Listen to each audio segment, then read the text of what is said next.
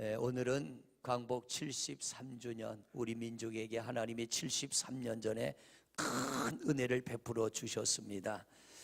1904년입니다. 2월 23일 날 일본은 한일 의정서를 강압적으로 체결을 하게 됩니다. 우리가 원해서가 아니라 일본이 강압적으로 의정서에 도장을 찍어라. 그 핵심의 내용들이 뭐냐면, 우리가 너희의 보호자가 되어줄게. 대한민국에 와서 우리가 너희를 지켜줄 텐데, 혹시나 이 땅에서 전쟁이 나거나 어려움이 오면 우리 일본 군대가 와서 이 땅을 지켜줄 테니까 너희들 우리와 의정서를 맺자. 겉으로 보기에는 좀 그럴싸하지요. 그런데 그들의 속내막은 뭡니까? 그걸 핑계로 들어와서 우리나라를 통치하겠다는 거죠. 거부했습니다. 받아들이지 않았습니다. 왜냐하면 속내를 알으니까. 그런데 결국 일본은 어떻게 합니까? 그 의정서를 체결하고 마는데, 이 의정서를 체결하기까지는요, 여러분들이 잘 아는 을사오적이라는 5명, 나라를 지키고 나라를 보호해야 될 사람들이 앞장서 가지고 이 5명의 사람이 의정서에 결국 도장을 찍게 되는데, 을사오적으로 불리는 박재순, 이지용, 이근택, 이완용, 권중현, 이 5명이 앞장서서 왜 여기에 도장을 안 찍냐, 이게 이 나라의 덕이 되는 일인데 도장을 찍자. 그리고 일본은 많은 군대를 데리고 와서 고종 황제가 있는 황실을 포위를 하고 위협을 하게 됩니다. 결국 거기에 도장을 찍으면서 우리의 주권은 이제 일본으로 조금씩 넘어가게 되고, 일본은 그걸 핑계로 해서 우리나라에 들어와서 섭정을 하기 시작하죠. 그러면서 우리의 모든 주권을 잃어버리게 되는데, 을사조약의 핵심 내용 3가지가 뭐냐면, 일본 외무성은 한국이 외국에 대한 관계 및 사무를 통리지휘한다. 우리가 외국과 관계를 우리 마음대로 맺을 수 없어요. 일본의 허락을 받아야 하는 거죠. 이게 을사조약의 첫째 내용입니다. 그러니까 너희 나라는 너희 게 아니고 우리 거라는 거죠. 2번째 핵심 내용이 뭡니까? 차후로는 한국 정부가 일본 정부의 승인을 거치지 않고는 어떠한 국제조약이나 약속도 할 수 없다. 일본의 허락받지 않고는 어느 나라와도 우리는 약속을 할 수 없고 국제적인 조약도 맺을 수 없다. 3번째 내용이 뭐냐면, 한국의 황제 밑에 1명의 한 사람의 통감을 두고 한국의 외교에 관한 사무를 총괄한다. 황제는 허수아비예요. 그 밑에 통감을 두게 되는데, 그 통감이 뭐냐면 이토죠. 이토 히로부미를 일본에서 우리나라로 보내게 되고, 이토가 우리나라를 통치하게 됩니다. 그때부터 우리나라는 1910년 8월 22일 날 이완용이 일본의 데라우치 통감과 한일 합병조약의 도장을 꽝 찍음으로써 1910년도에 우리의 모든 주권이 일본에게 통째로 넘어가게 되고, 그때부터 우리의 말, 우리의 문화, 우리의 주권, 우리가 할 수 있는 것은 아무것도 없어지고요, 그들이 시키는 대로 해야 됩니다. 결국 안중근 의사가 이토를 살해하게 되고, 그 일로 점점점 더 강한 압제와 탄압이 시작이 됩니다. 그러던 중에 일본이 2차 대전에 개입을 하게 되고, 미국을 침략하게 되고, 미국과 연합군대가 이제 일본과 전쟁을 할 때에 이 전쟁을 종식하기 위해서 일본에서 원자탄을 사용하게 되죠. 2곳에 원자폭탄을 떨어뜨리는데, 1945년 8월 6일 날 첫 번째 원자폭탄이 일본 땅에 떨어지는데 히로시마에 떨어지게 됩니다. 그리고 3일 뒤에 또 원자폭탄 한 방이 일본의 나가사키에 떨어지고, 원자폭탄 2방이 일본 땅에 떨어지면서 일본은 5일 뒤에 조건 없는 항복을 하게 됩니다. 우리는 조건 없이 항복을 하겠다. 그게 바로 1945년 8월 15일 일본은 전쟁의 패전국이 되면서 우리나라는 자연스럽게 해방을 맞이하게 되고 다시 우리의 주권과 자유를 찾게 됩니다. 그런데 45년도에 해방이 됐는데 불행하게도 5년 뒤에 6.25라고 하는 전쟁을 또 겪게 됩니다. 같은 동족 간의 전쟁, 북한에서는 해방이 되면서 5년 동안 전쟁 준비를 해왔고 러시아제 탱크를 앞세워서 남침을 시작을 했죠.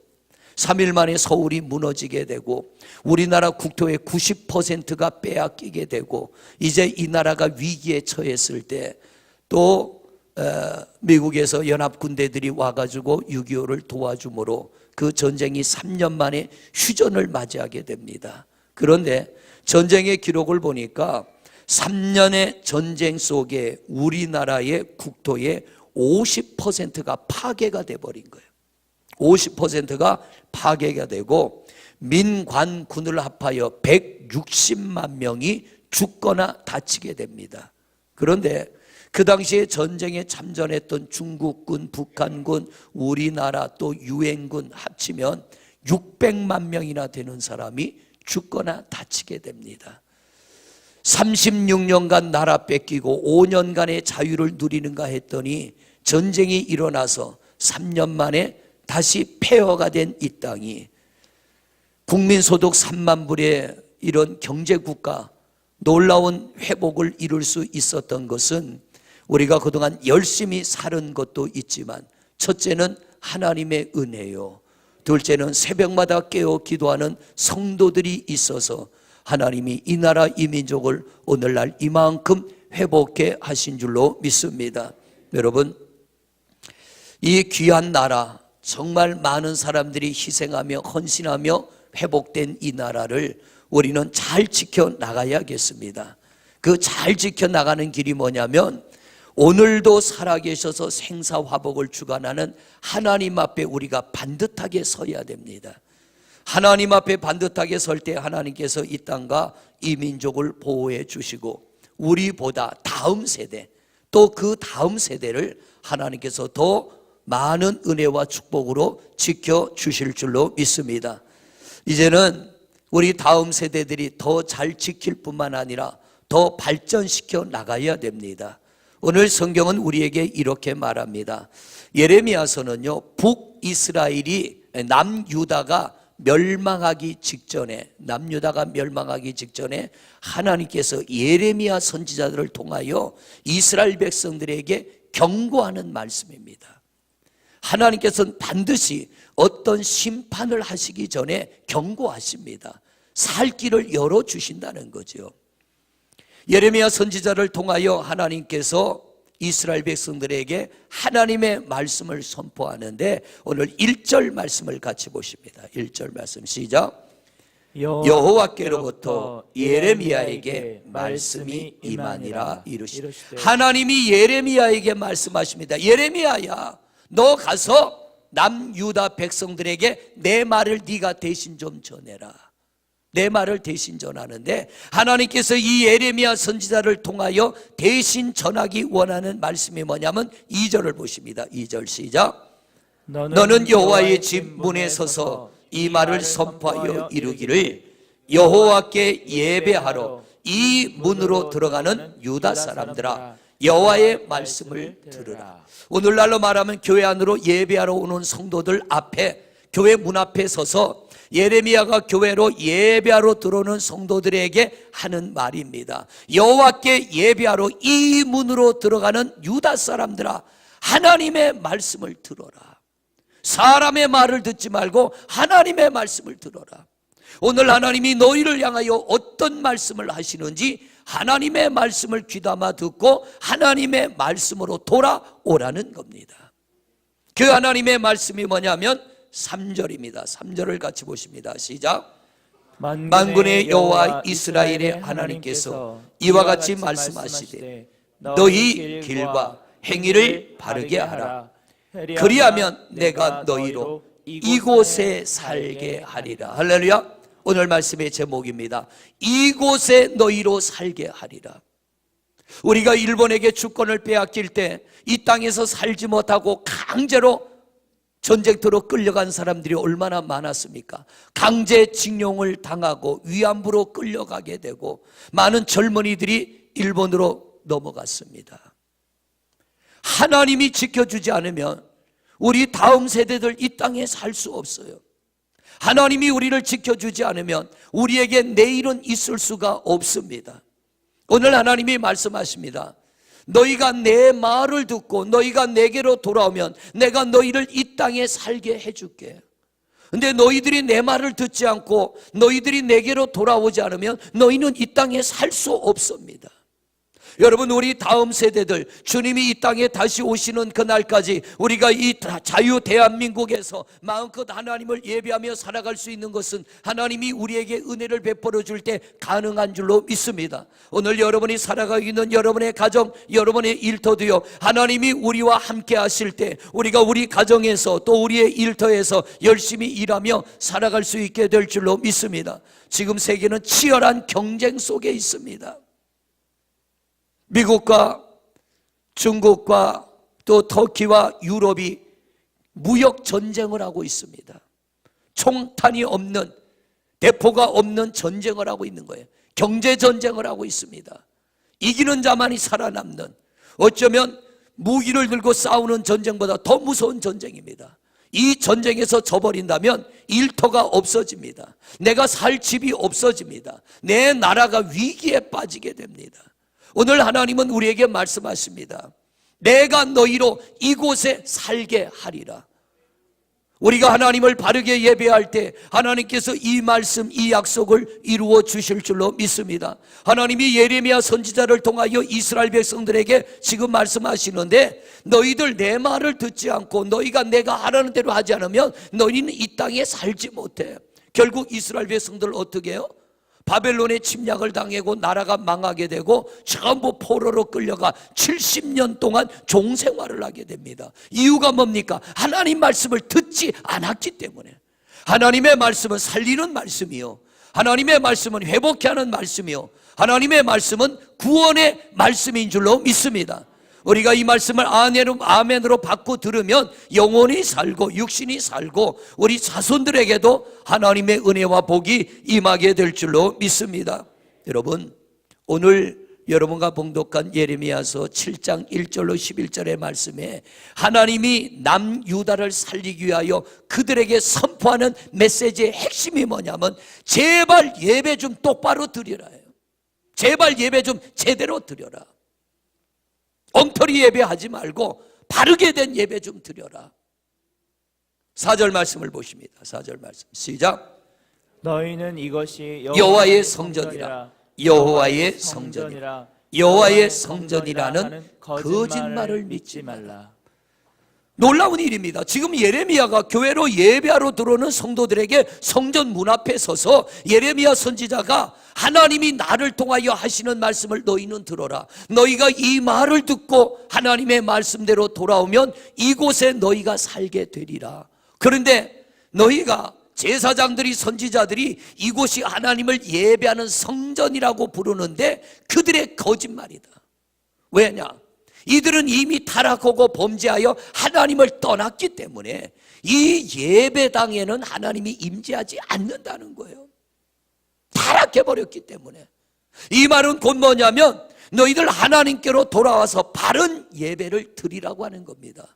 여러분, 우리가 일주일에 한 번 교회 와서 찬송하고 기도하고 헌금을 드리는 예배가 아니라 오늘 이 말씀이 우리에게 어떤 예배를 원하고 있는지를 여러분 성경을 통하여 잘 깨달으시고 하나님이 원하는 예배를 드리는 성도들이 되시기를 바랍니다. 내가 원하는 예배가 아니고요, 하나님이 원하는 예배. 성경에 보면 예배라고 해서 하나님이 다 기뻐받지 않아요. 최초의 예배, 가인과 아벨의 예배. 하나님이 누구 예배를 받았어요? 아니, 하나님 앞에 아벨과 가인 두 형제가, 아벨도 정성껏 양을 잡아 하나님 앞에 예배, 제사는 곧 오늘날의 예배잖아요, 예배를 드렸고, 가인도 자기가 농사 지은 것을 추수하여 하나님 앞에 정성껏 예배를 드렸습니다. 그런데 하나님이 아벨의 것은 받지 않고, 아벨의 것은 받고 가인의 것은 받지 않았어요. 왜 하나님이 가인의 것을 받지 않습니까? 자기가 원하는 예배를 드렸어요. 하나님이 원하는 예배를 드려야 되는데 자기가 원하는 예배, 오늘날의 예배는요 내가 원하는 예배가 아니라 하나님이 원하는 예배가 되어야 될 줄로 믿습니다. 오늘날 보면 자기가 원하는 예배를 주장하며 이것이 하나님의 교회라고 하는 가짜들이 얼마나 많습니까? 얼마나 많은 이단들이 있습니까? 오늘 하나님께서 이 예레미야를 통하여 하시는 말씀이 뭐냐면 내가 원하는 예배 드려야 돼. 그래야 거기에 내가 임재하고 너희의 예배를 내가 받고 내가 너희들에게 은혜를 베풀어 줄 거야. 결국 가인은 예배의 실패자가 되고 아벨은 예배의 성공자가 됩니다. 왜냐하면 하나님이 원하는 예배를 드렸기 때문에, 하나님이 원하는 것을 하나님 앞에 드렸기 때문입니다. 여러분, 하나님의 눈높이에 맞는 예배, 하나님이 원하시는 예배라야 그게 진정한 예배이고 그 예배 위에 은혜를 베푸시는 줄로 믿습니다. 노아가 방주에서 나왔지요. 방주 안에 있는 정결한 짐승들을 잡아 하나님 앞에 감사합니다. 이 심판의 때에 나와 내 가족을 구원해 주신 하나님 감사합니다. 정결한 짐승, 아무거나가 아니라 정결한 짐승, 하나님이 받기를 원하시는 짐승을 잡아 하나님 앞에 예배를 드렸어요. 그럴 때 하나님이 이 노아에게 임재하여 복을 약속합니다. 첫째, 다시는 내가 이 땅을 심판하지 않겠다. 인간의 심성이 원래 악해져서 죄를 짓는데 하나님이 심판한다고 고쳐지는 게 아니라는 거예요. 내가 다시는 이 땅을 저주하지 않겠다. 노아야, 네가 내가 원하는 예배를 드렸으므로 이 땅에서 너와 내 자손이 생육하며 번성하게 되리라. 세 번째, 이 땅의 모든 생명들을 너희가 주관하게 하리라. 바른 예배는 하나님의 은혜와 복이 임하게 될 줄로 믿습니다. 잘못된 예배는 가인과 같이 하나님으로부터 버림받게 되고 저주가 임하게 되는 겁니다. 여러분, 모리아산에 아브라함이 아들 이삭을 데리고 가서 하나님이 원하는 예배를 드렸어요. 하나님이 그 예배를 받으시고 아브라함아, 네가 나를 위하여 내 아들 독자라도 아끼지 아니하였으니 네가 이제 나를 얼마나 경외 두려워하며 나를 섬기는지를 내가 알겠노라. 그러면서 하나님이 아브라함에게 약속하셨던 복을 아브라함에게 허락하여 주신 줄로 믿습니다.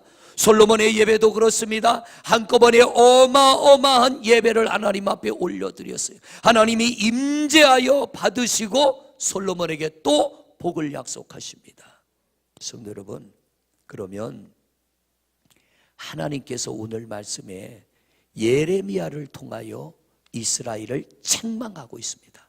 남유다를 책망하고 있습니다. 그러면 이들에게 뭐가 문제냐는 거예요. 도대체 뭐가 문제냐? 자, 성경을 한번 봅니다. 8절의 말씀을 보십니다. 5절 말씀, 5절 시작.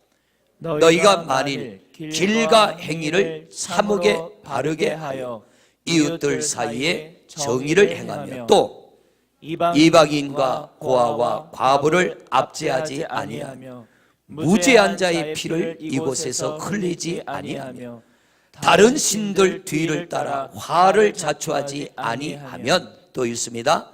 내가 너희를 이곳에 살게 하리니 곧 너희 조상에게 영원 무궁토록 준 땅이니라. 아멘. 이 이스라엘 백성들이 하나님께서 내가 너희를 이곳에 살게 하리라, 이곳에 살기라 하기라고 예레미야를 통하여 계속 강조하는 이유가 뭡니까? 너희들의 예배가 잘못됐고 너희의 예배가 엉터리이기 때문에 너희는 곧 바벨론에 의해서 망하게 될 거라는 거예요. 그러나 이제라도 너희가 마음을 돌이켜 내게 바른 예배를 드리면 나는 너희를 이 땅에 살도록 해줄 거야. 근데 그들이 잘못된 게 뭡니까? 오늘 여기 말씀해 보니까 너희가 만일 길과 행위를 참으로 바르게 하여 이웃들 사이에 정의를 행하며, 이 당시에 이 백성들이 타락할 대로 타락해서요, 자기 욕심대로 자기 생각대로 나가서 약한 자들의 것을 빼앗아서 자기 걸로 삼습니다. 가난한 자들의 것을 뺏어서 자기 것으로 삼습니다. 특별히 6절에 보니까 이방인과 고아와 과부들의 것을 뺏어서 죄 없는 무죄한 자들을 피 흘리게 하고 그들을 고통 가운데 빠뜨리며, 그리고 그들은 또 어떻게 합니까? 안식일이 되면 교회에 들어와서 예배하는데 마치 아무 일도 없는 듯 당당하게 주님 앞에 나오는 거예요. 하나님께서 이것을 참지를 못하는 거예요. 하나님 앞에 나와서 예배는 그럴싸하게 드리는데 성전만 벗어나면 제멋대로들 살거든요. 자기가 하고 싶은 대로 하거든요.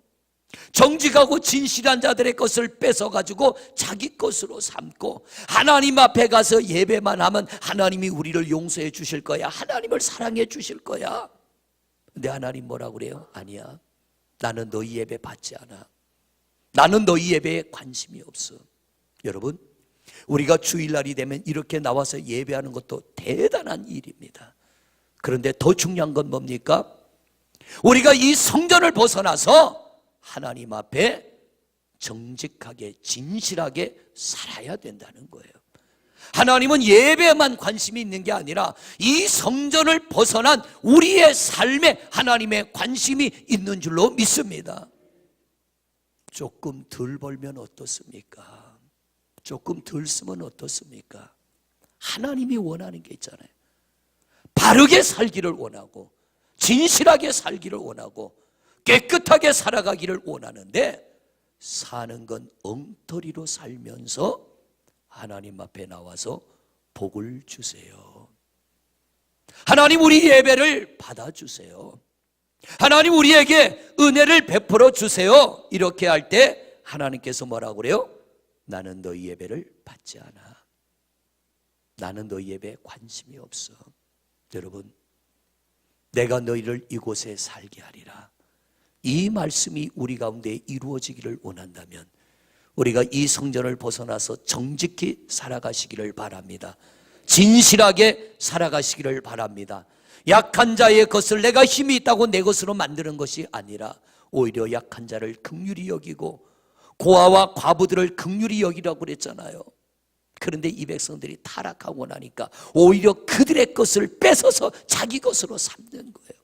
두 번째, 이들의 문제가 뭡니까? 참된 믿음은 없고 종교적인 열심만 있는 거예요. 참된 믿음은 없고 종교적인 열심. 가끔 보면 우리 교회는 그런 게 없어서 너무 감사한데, 열심만 가지고 무엇을 하려고 하는 어리석은 생각. 물론 우리에게 열심도 있어야 되지만 참되고 진실되지 않은 열심은 하나님 앞에 영광이 되지 않습니다. 하나님이 기뻐 받으시지를 않는다라고 하는 것입니다. 여러분, 형식적인 예배는 하나님 앞에 영광되지 않아요. 자, 사울 왕이 아말렉과 전쟁을 했잖아요. 하나님이 약속합니다. 이 전쟁에서는 사울아, 내가 너희를 이기게 할 거야. 내 조건이 있어. 아말렉 사람들의 짐승을 하나도 살려두지 말고 다 죽여라. 사람도 다 죽여라. 왕도 죽여라. 그게 하나님의 조건입니다. 근데 전쟁에서 이기고 나자 사울왕의 마음이 변합니다. 죽이기에는 너무 아까워. 양이나 짐승이나 소들을 보니까 너무 건강하고 살도 토실토실 찌고 저것들을 죽여 없애기에는 너무 아까우니까 사울이 그걸 몰래 감춰두잖아요. 아말렉 왕 아각도 죽이라고 하는데 죽이지 않고 몰래 살려둡니다. 결국 사무엘 선지자에게 들키게 되죠. 그때 사울이 변명을 늘어놓습니다. 내가 하나님의 말씀에 순종치 않았습니다 하고 하나님 앞으로 돌아오면 살 텐데, 이 사울 왕이 변명을 늘어놓고 자기의 행위를 정당화하려고 합니다. 그때 사무엘 선지자가 뭐라고 합니까? 당신이 하나님의 명령을 버렸으므로 하나님도 당신을 버렸습니다라고 합니다. 성도 여러분, 하나님 앞에는 그 어떤 것도 인정받을 수 없는 거예요. 하나님의 말씀에 순종할 때 인정받게 되고, 하나님의 말씀에 순종할 때 우리의 삶이 하나님으로부터 보장받게 될 줄로 믿습니다. 하나님께서 사무엘을 통하여서 말씀하십니다. 사무엘상 15장 21절에서 23절까지의 말씀을 보겠습니다. 사무엘상 15장 21절에서 23절입니다.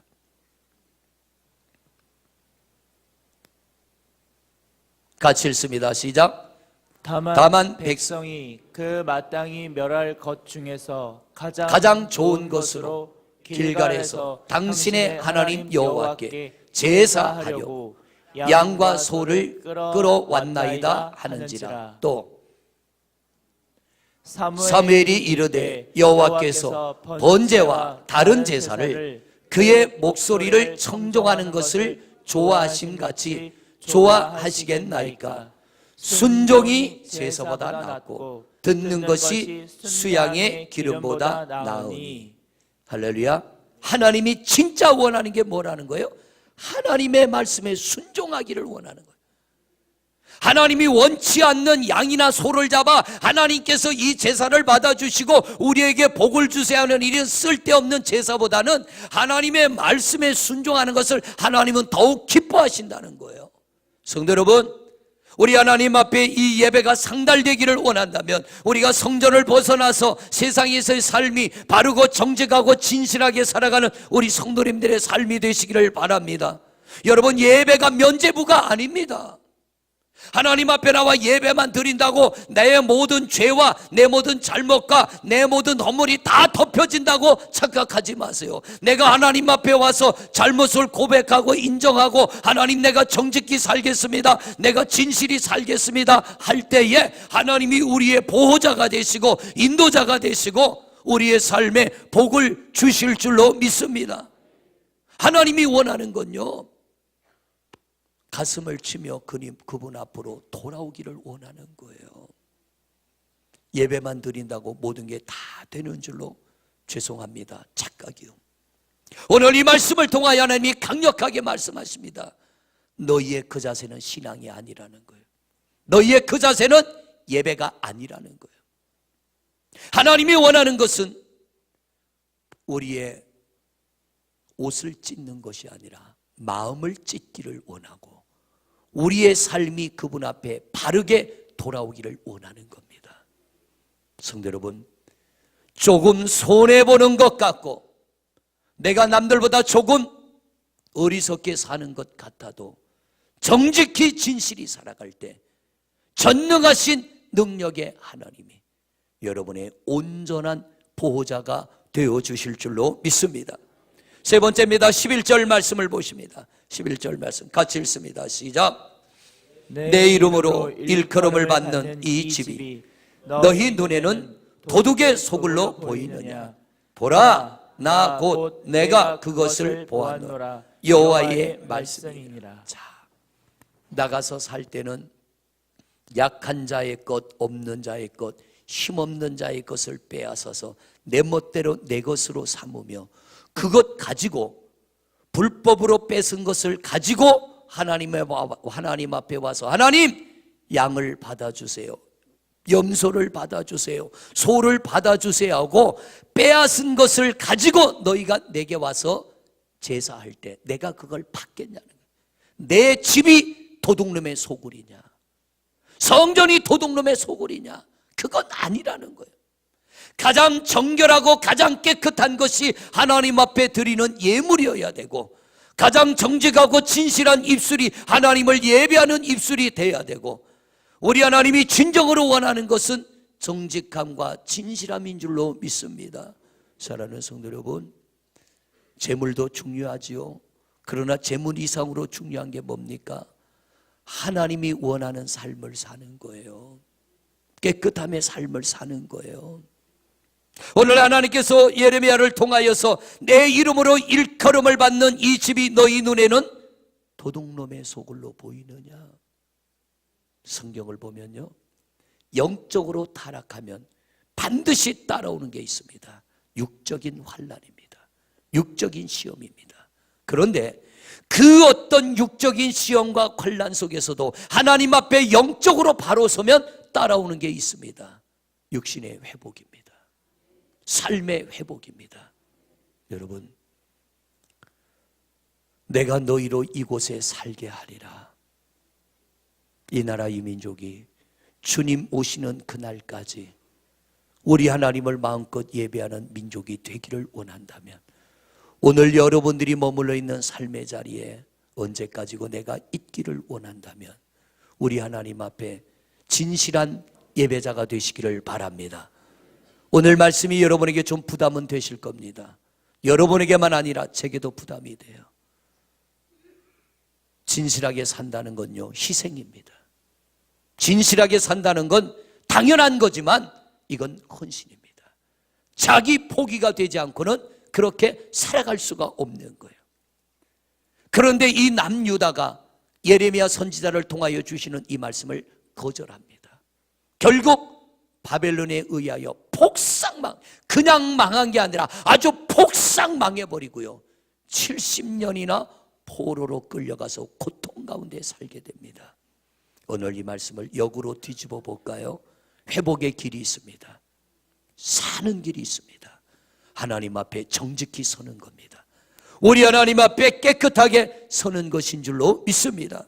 그러므로 성도 여러분, 이 나라를 뺏기고 또 전쟁을 겪으며 수많은 아픔들을 당했지만 우리 하나님께서 이 짧은 시일 안에 이만큼 큰 변화와 복을 주신 것, 우리 하나님 앞에 정말 열심히 예배하였고 열심히 살은 결과입니다. 그런데 오늘날의 우리의 모습은 걱정하지 않을 수가 없어요. 미래를 걱정하지 않을 수가 없어요. 남을 바라보지 말고 우리 한 사람 한 사람이 오늘 이 예레미야 말씀을 내 말씀으로 받아들고 우리 하나님 앞에 우리가 깨끗이 정직히 진실이 살아간다면, 요셉 한 사람을 통하여 애굽을 구하시고 요셉 한 사람을 통하여 그 가족 70명을 구원한 것처럼 여러분들을 통하여 하나님이 이 땅 이 민족을 지켜주실 줄로 믿습니다. 내가 이곳에 너희를 살게 하리라. 하나님의 이 말씀이 이루어질 줄로 믿습니다. 조금 더디 가도 괜찮아요. 남보다 조금 허름한 옷 입으면 어떻습니까? 남보다 조금 여유가 없으면 어떻습니까? 우리는 하나님의 자녀입니다. 하나님의 백성입니다. 내가 그 하나님을 예배하는 예배자로서 좀 더 깨끗하게, 좀 더 정직하게, 좀 더 진실하게 살아간다면 이곳에 너희를 살게 하리라. 이 말씀이 주님 오시는 그날까지 이루어지게 될 줄로 믿습니다. 우리 하나님 앞에 정직히 진실이 살아가는 성도들이 되시기를 주님의 이름으로 축원을 드립니다.